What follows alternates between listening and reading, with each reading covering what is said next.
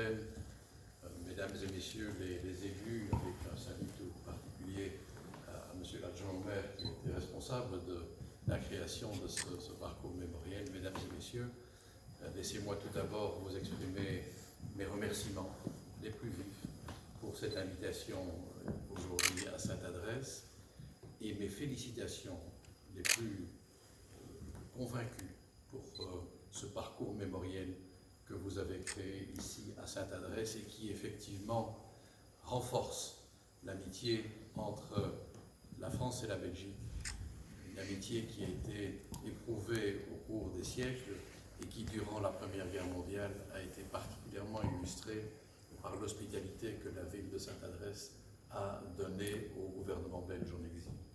C'est en soi un très beau témoignage de solidarité.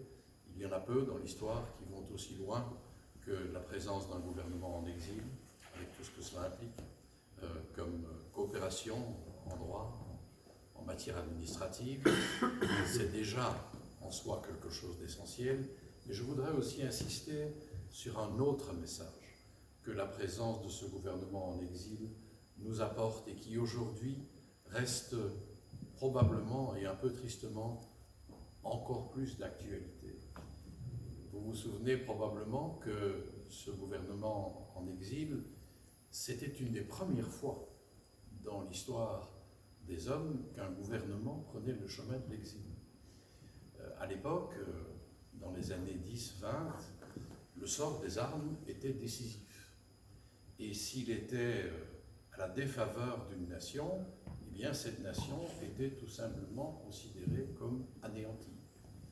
Quelques années plus tard, en Éthiopie, on a vu d'ailleurs refleurir cette tradition juridique qu'on appelle la débellatio, qui consiste à considérer que l'État disparaît